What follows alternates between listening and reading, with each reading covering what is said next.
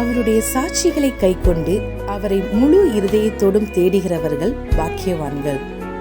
சங்கீதம் 119:2.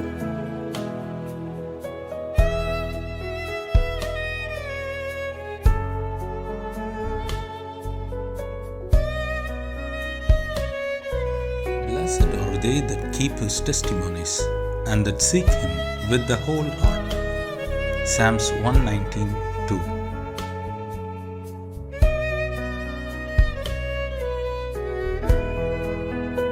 ஆண்டவரும் இரட்சகருமாகிய இயேசு கிறிஸ்துவின் நாமத்தினாலே காட் கோஸ் ஈஸ் மினிஸ்ட்ரீஸின் யூடியூப் சேனல் வாயிலாக உங்களை சந்திப்பதில் பெரும் மகிழ்ச்சி அடைகிறேன்.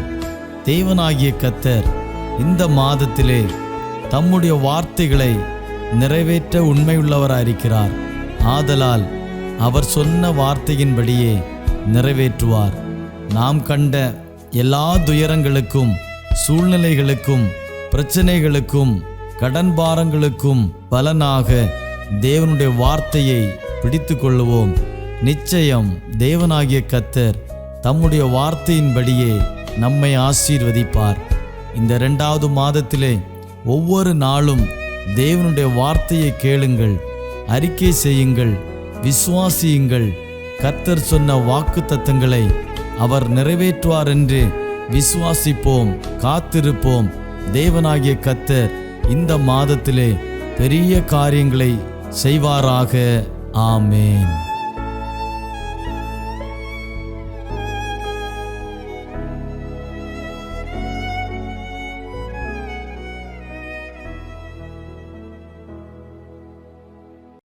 കർത്താവിൻ്റെ വലിയ നാമം വാഴ്ത്തപ്പെടുമാറാകട്ടെ. എല്ലാവർക്കും ക്രിസ്തുവിൽ വന്ദനത്തെ അറിയിക്കുകയാണ്.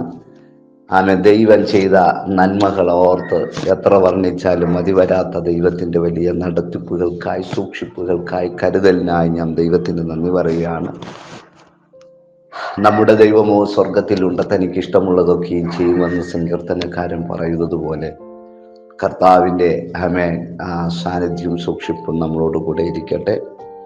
ആമേൻ. ഈ 2024 2-ാം മാസം 2-ാം തീയതി വലിയ ദൈവപ്രവൃത്തി വെളിപ്പെടുന്നത് ഓർത്ത് സ്തോത്രം ചെയ്യുന്നു. ആമേൻ. വലിയ പ്രതീക്ഷയോടും പ്രത്യാശയോടും നമ്മളായിരിക്കുമ്പോൾ കർത്താവ് വൻ കാര്യങ്ങൾ ചെയ്യും. ദൈവത്തിൻ്റെ വലിയ സാന്നിധ്യവും ദൈവത്തിൻ്റെ വലിയ വൻ കരുതലുകളെ ആമേൻ പ്രതീക്ഷയോടെ നമുക്കായിരിക്കാം. കർത്താവ് വൻ കാര്യങ്ങളെ ചെയ്യും. നാം ദൈവസന്നിധിയിൽ ഉറപ്പും ധൈര്യത്തോടും ഇരിക്കുമ്പോൾ കർത്താവ് ആ വിഷയത്തിൽ നിന്നൊക്കെ വിടുതൽ നടക്കട്ടെ. ആമേൻ. ഓർത്ത് സ്തോത്രം ചെയ്യുന്നു. എല്ലാവർക്കും ഒരിക്കൽ കൂടി വന്ദനത്തെ അറിയിക്കുന്നു. ആമേൻ. വേഗത്തിലൊരു ചെറിയ ചിന്ത ഒന്ന് പറഞ്ഞ് ആമേൻ പ്രാർത്ഥിക്കാൻ ആഗ്രഹിക്കുന്നു. എബ്രായർക്ക് എഴുതിയ ലേഖനം 13-ാം അധ്യായം 6-ാം വാക്യത്തിൽ കാണുന്നു, ആകയാൽ കർത്താവ് എനിക്ക് തുണ, ഞാൻ പേടിക്കുകയില്ല. മനുഷ്യൻ എന്നോട് എന്തു ചെയ്യും എന്ന് നമുക്ക് ധൈര്യത്തോട് പറയാം. 13-ാം അധ്യായം 6-ാം വാക്യമാണല്ലോ നമ്മളിവിടെ വായിക്കുവാനിടയായത്. ഇവിടെ കാണുന്നത് കർത്താവ് എനിക്ക് തുണ. നമ്മുടെ ഭൗതിക സമ്പത്തുകൾ എത്ര പരിമിതമായിരുന്നാലും, നമ്മുടെ സാഹചര്യങ്ങളെ എത്ര ഞെരുക്കമുള്ളതായിരുന്നാലും ദൈവം നമ്മെ കൈവിടുമെന്നോ ഉപേക്ഷിക്കുമെന്നോ നാം ഭയപ്പെടേണ്ടതില്ല. സ്വർഗസ്ഥനായ പിതാവ് നമുക്ക് വേണ്ടി കരുതുന്നു എന്ന് തിരുവെഴുത്ത് പറയുന്നു. എബ്രായ ലേഖനോടൊപ്പം കർത്താവ് എൻ്റെ സഹായി, ഞാൻ ഭയപ്പെടുകയില്ല എന്ന് സങ്കീർത്തനം വാക്യമായി നമുക്ക് ഏറ്റുപറയാം. ഞെരുക്കത്തിൻ്റെയും കഷ്ടതയുടെയും ബുദ്ധിമുട്ടിൻ്റെയും സന്ദർഭങ്ങളിൽ നമുക്ക് ധൈര്യത്തോട് ആയിരിക്കാം. സ്തോത്രം. കർത്താവ് നമുക്ക് വേണ്ടി തുണ എന്ന് പറയപ്പെടുമ്പോൾ നാം കർത്താവിനെ മുറുകെ പിടിക്കുകയും കർത്താവിൽ തന്നെ ആശ്രയിക്കുകയും ചെയ്യുമ്പോഴാണ് നമ്മൾ പോലും പ്രതീക്ഷിക്കാത്ത, നമ്മൾ പോലും ചിന്തിക്കാത്ത വലിയ സഹായങ്ങൾ. മനുഷ്യന് സഹായം ചെയ്താൽ അതിന് പരിമിതികളുണ്ട്. അതിന് കണക്കുണ്ട്. അതിനകത്തൊരളവുണ്ട്. എന്നാൽ ദൈവാശ്രയത്തിൽ നിൽക്കുന്ന ഒരു ദൈവ പൈതലിനെ സംബന്ധിച്ച് ദൈവം ചെയ്യുന്ന സഹായം എന്ന് പറയപ്പെടുന്നത് എത്ര വർണ്ണിച്ചാലും എത്ര സ്തുതിച്ചാലും അയ്യോ ആമേൻ, കണക്ക് പോലും പറയാൻ കഴിയാത്ത വിധത്തിലുള്ള സഹായങ്ങളാണ് തമ്പുരാൻ നമുക്ക് വേണ്ടി ചെയ്യുന്നത്. ആ അത്ഭുത സഹായം നമുക്ക് വേണ്ടി ചെയ്യണമെങ്കിൽ ഇവിടെ പറയപ്പെടുന്നത് ഇങ്ങനെ: യഹോവ എനിക്ക് തുണ, യഹോവ എനിക്ക് തുണ എന്ന് നമ്മൾ ഉറപ്പോടെ ആയിരിക്കുമ്പോഴാണ് ആമേൻ കർത്താവ് നമുക്ക് വേണ്ടി വൻകാര്യം ചെയ്യുവാനിടയാകുന്നത്.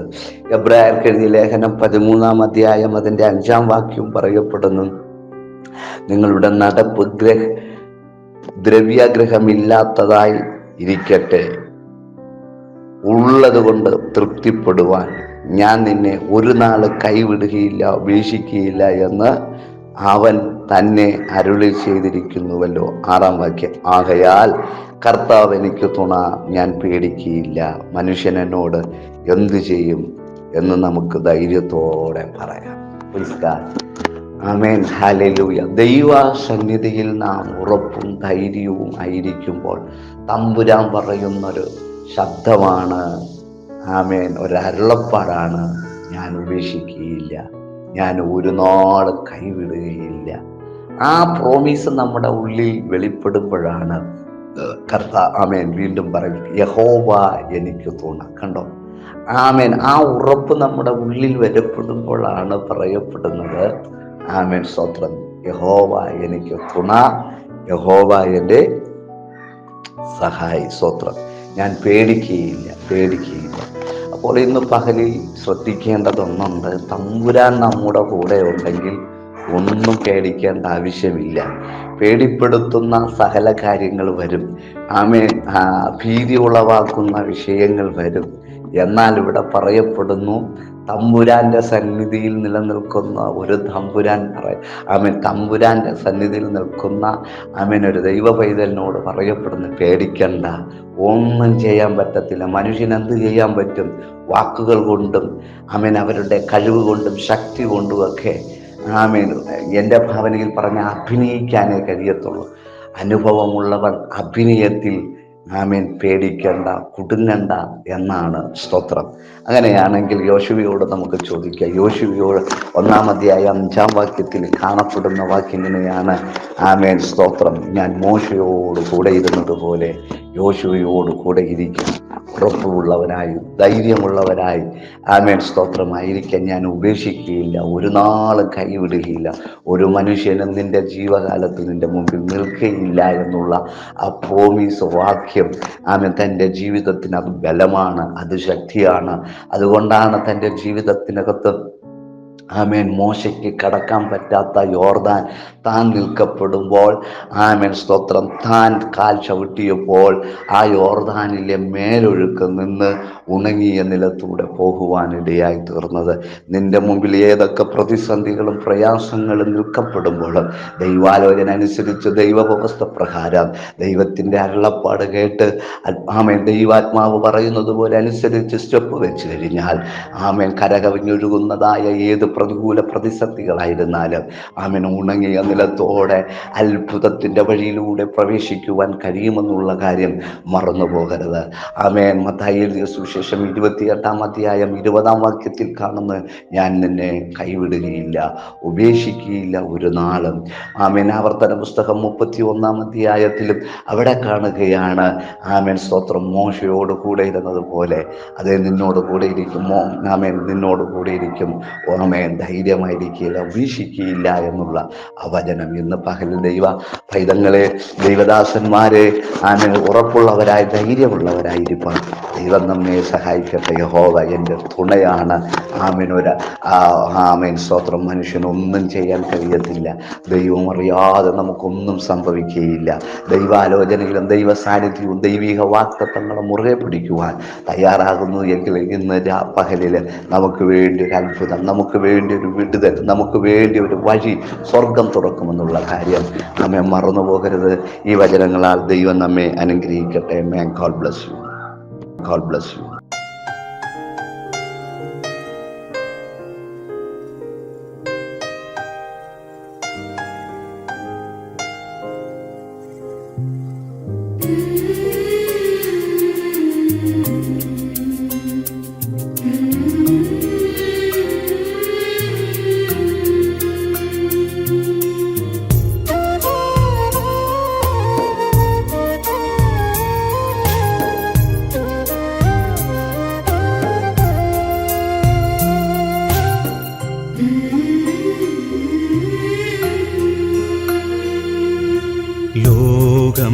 മുഴുവൻ നേടിയാലും നിന്നാത്മാവു നശിച്ചാലെന്തു ഫലം?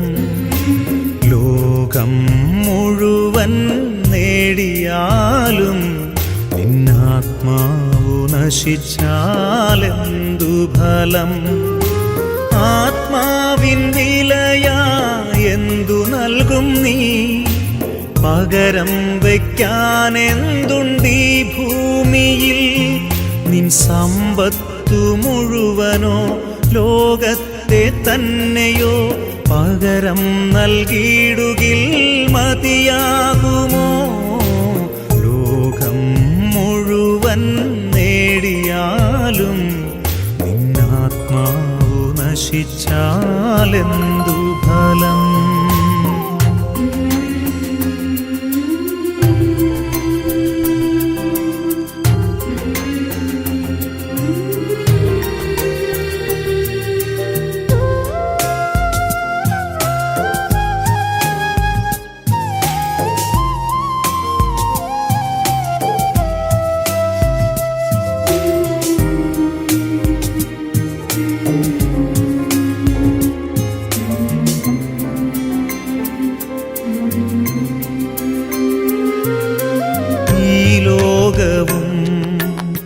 അതിലുള്ളതൊക്കെയും നശ്വരമാണെന്നറിഞ്ഞിടുവിൻ.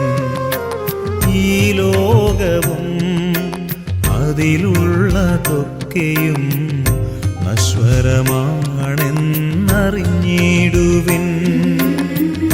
അല്പസുഖങ്ങൾ നൽകിയിടും ലോകം നാശത്തിൻ പാതകൾ തുറന്നു തരും. അനശ്വര സൗഭാഗ്യം നേടിയിടുവാൻ ദൈവത്തിൻ ആത്മാവിൽ ജീവിക്കുവിൻ. അനശ്വര സൗഭാഗ്യം നേടിയിടുവാൻ ദൈവത്തിൻ ആത്മാവിൽ ജീവിക്കുവിൻ. ലോകം മുഴുവൻ നേടിയാലും നിന്നാത്മാവു നശിച്ചാലെന്തു ഫലം?